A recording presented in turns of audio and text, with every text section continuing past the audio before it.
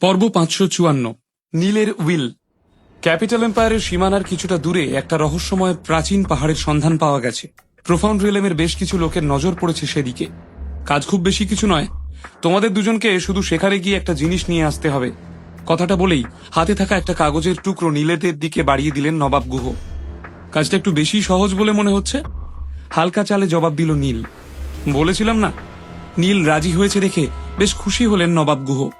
কিন্তু কুণালের মুখ থেকে চা প্রায় ছিটকে বেরিয়ে এলো, আর ঠিক তখনই নীল বুঝতে পারল যে কিছু একটা গন্ডগোল তো নিশ্চয়ই রয়েছে।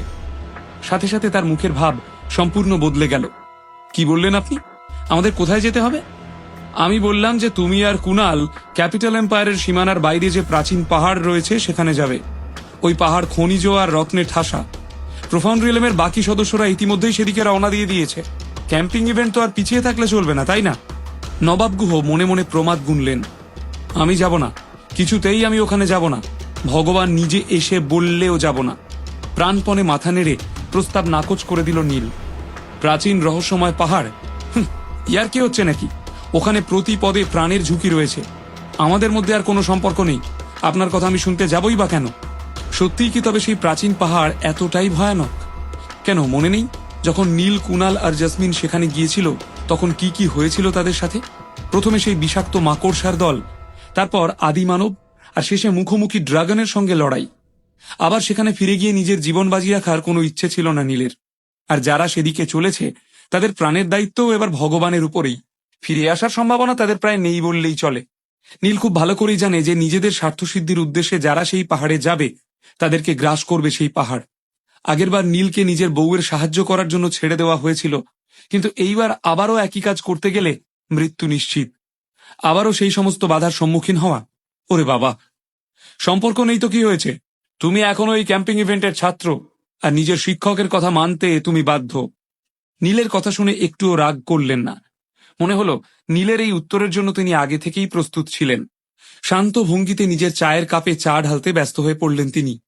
আমরা খবর পেয়েছি যে সেই প্রাচীন পাহাড়ে একটা দিব্য অস্ত্র লুকিয়ে রয়েছে। তবে জিনিসটা যে ঠিক কোথায় আছে সেটা অবশ্য আমরা জানি না। তাই তো তোমাদেরকে ওখানে পাঠাচ্ছি।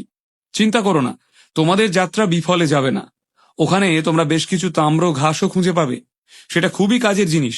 নীল, তুমি তো একজন অ্যালকেমিস্ট, তুমি তো নিশ্চয়ই সেই ঘাসের কথা জানো।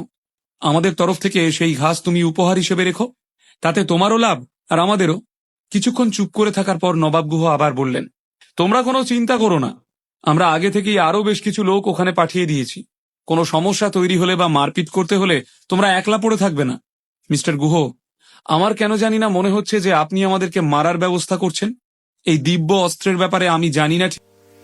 Welcome to premium story. অনেকে আমাকে চেনেন। দীর্ঘদিন যাবৎ আমি ইউটিউবে ভিডিও দিয়েছি। বারবার চ্যানেল ডিলিট হয়ে যাওয়ার কারণে এখন আমি ফেসবুকে শিফট করেছি। যদি আপনারা ইউটিউব থেকে ভিডিওটা দেখে থাকেন তাহলে বুঝে নেবেন কেউ ফেসবুকে আমার থেকে কপি করে ইউটিউবে আপলোড করছে। সরাসরি ফেসবুক থেকে বস দুনিয়া যার বসে এই সিরিজের সকল পর্ব দেখতে ফেসবুকে গিয়ে টাইপ করুন প্রিমিয়াম স্টোরি /FB। এর স্পেলিং আমি থাম্বনেইলে দিয়ে দিয়েছি। প্রিমিয়াম স্টোরি পেজটি ফলো করুন, তাহলে ভিডিও ছাড়ার সাথে সাথে আপনি পেয়ে যাবেন। ধন্যবাদ সাথে থাকার জন্য। ঠিকই, তবে হ্যাঁ, তাম্র ঘাস অ্যালকেমির দুনিয়ায় সব থেকে দামি জিনিস। বিভিন্ন ওষুধে ওটা স্টেরয়েডের কাজ করে। আর চোখে নবাব গুহর দিকে তাকিয়ে বলল নীল। এতক্ষণে তার মুখ গম্ভীর হয়ে উঠেছে। নিজের বাড়িতে থাকা প্রাচীন পুঁথিগুলোতে এই তাম্র ঘাস সম্পর্কে বিশদে পড়েছিল সে। এই ঘাস কোনো গুপ্তধনের চাইতে কম নয়। এই ঘাসের সঠিক ব্যবহারে যে কোনো বিষের প্রভাব চিরতরে কাটানো যায়। তাম্র ঘাসের বেশ কিছু বিশেষত্ব রয়েছে। এটা যে শুধু বিষের প্রভাব কাটায় বা অন্যান্য ওষুধের সাথে বিক্রিয়া করে তার প্রভাব বাড়িয়ে তোলে তা নয়।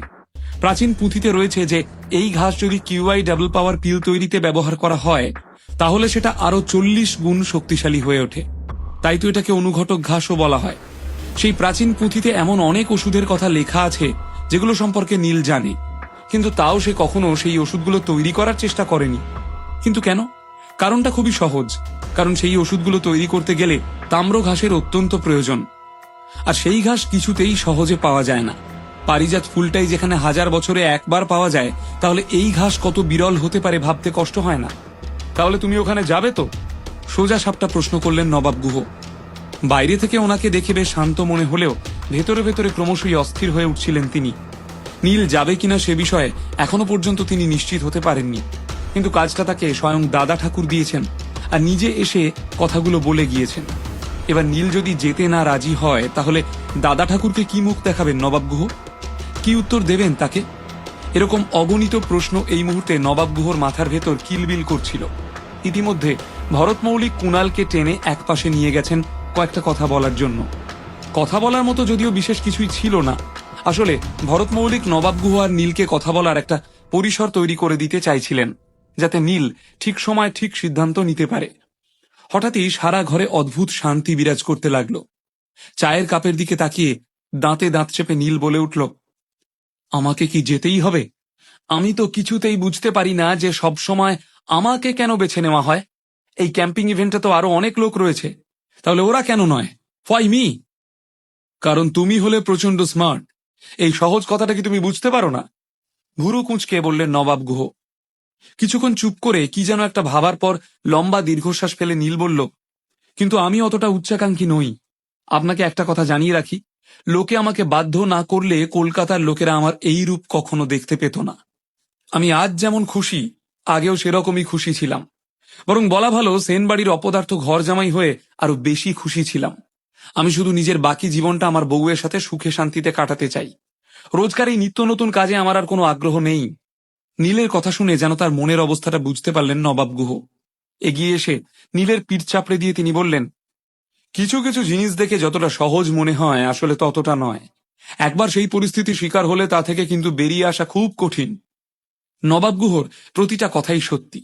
নীল নিজে এই জীবন বেছে নিয়েছিল, আর এখন এই নতুন জীবনে সে এতটা এগিয়ে গিয়েছে যে আর পিছিয়ে আসার কোনো পথ নেই।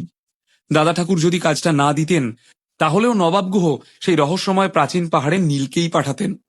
নীল নিজেও এই সত্যিটা জানে। নিজেকে যতই অসহায় মনে হোক না কেন, কাজটা শেষ করতেই হবে। ঠিক আছে, এই পাঁক থেকে যখন আর বের হতেই পারবো না, তখন আর কি করা যাবে? কবে যেতে হবে? মনের মধ্যে নিজের সমস্ত আবেগ চেপে রেখে বলল নীল। তুমি এত মন খারাপ করছো কেন? দেখো, ওই পাহাড়ে প্রতি পদে বিপদ থাকলেও তোমার কাছেও তো যথেষ্ট ক্ষমতা রয়েছে। তাছাড়া একজন যোদ্ধার কখনো ভয় পাওয়া উচিত নয়। যদি তুমি বেঁচে ফিরতে পারো, তাহলে তুমি ভাবতেও পারছো না যে তোমার জন্য কোন সৌভাগ্য অপেক্ষা করে আছে। নিজের উজ্জ্বল ভবিষ্যতের কথা ভাবো, ভয়ের কথা নয়। দাড়িতে হাত বুলিয়ে বলে চললেন নবাব গুহ। আমি শুনেছি যে ওই পাহাড়ে যাওয়ার নাকি একটাই রাস্তা, আর সেটার মুখটাও নাকি বেশ সরু। অন্যান্য দল যারা ইতিমধ্যেই রওনা দিয়েছে, তারা সেই মুখ চওড়া করার চেষ্টা করছে, কিন্তু তাতে দিন 10 সময় লাগতে পারে। তাই তুমি আরো 2-3 দিন পর রওনা দিলেই ভালো হয়। বুঝতে পেরেছি মিস্টার গুহ, আশা করি ভালো খবর এনে দিতে পারবো। বাংলার 5-এর মতো মুখ করে বলে উঠল নীল। তারপর সেখানে আর এক মুহূর্তও না দাঁড়িয়ে চলে গেল সে। কুণালও নীলের পেছনে পেছনে বেরিয়ে যেতে চাইছিল বটে, কিন্তু ভরত মৌলিক তাকে যেতে দিলেন না। সারা রাত কুণালের সঙ্গে তিনি কি এমন আলোচনা করলেন জানা গেল না, তবে কুণাল ছাড়া পেল পরদিন দুপুরে। পরের 2 দিন অনেকগুলো কাজ করল নীল। সবার প্রথমে সে গেল রায়চৌধুরী গ্রুপের অফিসে। সেখানে গত কয়েক মাসের সমস্ত হিসেব নিকেশ শেষ করে সে ডেকে পাঠালো পৃথাকে। পৃথা অফিসে এলে নীল তাকে গোপনে একটা লোক জোগাড় করতে বলল যে নীলের উইল লিখতে পারবে। নীল জোর দিয়ে বলতে পারছিল না যে সেই রহস্যময় প্রাচীন পাহাড় থেকে সে ফিরে আসবে কিনা। কোনোভাবে তার কিছু হয়ে গেলে সম্পত্তির বেশিরভাগটাই পাবে আদ্রিতা। সব কাজ শেষে কলকাতা ছেড়ে যাওয়ার আগে অমলতাসে এসে পৌঁছালো নীল। ভীম, টুডু, গুটি, মল্লার আর বাকি বেশ কয়েকজনকে সে নিজের সাথে যোগ দেওয়ার জন্য বলল। তার সাথে ডিভাইন ল্যান্ডের 4 জন দুর্দান্ত যোদ্ধা রয়েছে। বুদ্ধি করে নীল প্রোফাউন্ড রিয়েলমের একটা দারুণ দল তৈরি করলো, যাতে আসন্ন যে কোনো বিপদের মোকাবিলা করা যেতে পারে। তবে এই মুহূর্তেও নীল আর কুণালের মনে একটাই প্রশ্ন ঘুরপাক খাচ্ছিল, আবারও কি সেই বিষাক্ত মাকড়সাদের মুখে পড়তে হবে? যাই হোক, তল্পিতল্পা গুটিয়ে নীল আর তার দলবল বেরিয়ে পড়ল কলকাতা ছেড়ে। ক্যাপিটাল এম্পায়ারের সীমানায় পৌঁছাতে এখনো 2 দিন সময় লাগবে। পাহাড়টা এমন এক প্রত্যন্ত অঞ্চলে অবস্থিত যে রাজনৈতিক নেতারাও সেখানে সাধারণ মানুষের খোঁজ নিতে আসেন না। অথচ ঈশ্বরের কি পরিহাস, আজ প্রোফাউন্ড রিয়েলমের বড় বড় মাথারা এই এলাকায় খবরদারি করছে। নীল, আমরা কোন দিকে যাচ্ছি? গুটি যখন দেখল যে এই এলাকাটার চারপাশ পুরোটাই পাহাড়ে ঘেরা, তখন একটু ঘাবড়ে গেল সে। যেমনটা সে ভেবে এসেছিল এই জায়গাটা মোটেই তেমন নয়। ভাবনার সঙ্গে কিছুই মিলছে না দেখে একটু মুষড়ে পড়ল গুটি। আমরা আপাতত এখানে অপেক্ষা করব। নীল যখন দেখল যে পাহাড়টা তাদের থেকে খুব একটা দূরে নয়, তখন অবশেষে হাসি ফুটল তার মুখে। নীল, এই প্রাচীন পাহাড়ে এমন কি আছে? হঠাৎ এখানে এত লোক আসছে কেন? ডিভাইন ল্যান্ডের লোকেরা যেহেতু এই প্রাচীন পাহাড় সম্পর্কে কিছুই জানে না, তাই বেশ কৌতূহলী হয়ে পড়ল তারা। পথে আসার সময় তারা বেশ কিছু যোদ্ধাকে দেখতে পেয়েছে। সত্যি বলতে একসাথে এতজন যোদ্ধার একই জায়গায় থাকাটা একটু অদ্ভুত। দেখে মনে হচ্ছিল সবাই বুঝি কোনো ভীষণ যুদ্ধ করতে চলেছে। যেহেতু নীল আর তার লোকেরা সবাইকে ঠিক চেনে না, তাই একটা আড়ালে অপেক্ষা করার কথা ভাবল তারা। মজা, অনেক মজা লুকিয়ে আছে এখানে। দেখবে একটু পর, তোমরাও মজা পাবে, মাথা নেড়ে বলল নীল। নীল আর মোনালি যখন একে অপরের সাথে কথা বলছিল, তখনই হঠাৎ 10-12 জন লোক এগিয়ে আসতে লাগলো নীলের দিকে। তাদের পোশাক দেখে স্পষ্ট বোঝা যাচ্ছিল যে সকলেই ক্যাম্পিং ইভেন্ট থেকে এসেছে। নীলের কাছাকাছি পৌঁছতেই তারা নীল আর তার দলবলকে চারপাশ থেকে ঘিরে ধরল। তাদের নেতা বেশ বুড়ো গোছের, প্রায় 70 বছর বয়সী মানুষটার দাড়ি খয়েরি রঙের, আর তার পরনে নবাবী পোশাক। আপনি কি নীল? নীলের দিকে তাকিয়ে প্রশ্ন করলেন বুড়ো মানুষটি। আগে হ্যাঁ, আমি নীল। আপনি কি ক্যাম্পিং ইভেন্টের লোক? দুপা এগিয়ে এসে শান্ত গলায় প্রশ্ন করল নীল। আমার নাম রঘুরাম। আপনাকে এখানে স্বাগত জানানোর কাজ আমায় দেওয়া হয়েছে। আপনি যখন এসেই পড়েছেন তখন তো আর কোনো চিন্তা নেই। কথাগুলো বলার সময় বুড়ো মানুষটার মুখে হাসির সাথে সাথে একটা সম্ভ্রমের ভাব দেখা দিল। রঘুরামের সামনে কোনো সাধারণ মানুষ থাকলে হয়তো তিনি তাকে এত সম্মান করতেন না, কিন্তু নীল তো আর কোনো সাধারণ মানুষ নয়। ক্যাম্পিং ইভেন্টের সাথে সাথে গোটা ভারতেও এখন তার নাম ছড়িয়ে পড়েছে। শেষ পর্যন্ত কি ঘটবে নীল আর তার দলের সাথে? যে কাজের জন্যই পাহাড়ে আসা, সেই হাতিয়ার কি খুঁজে পাবে তারা, নাকি কোনো ভয়ানক জন্তুর মুখোমুখি হতে হবে তাদের? আদ্রিতা নীলের সম্পর্কে যে ফাটল ধরেছে, তা কি আর জোড়া লাগবে?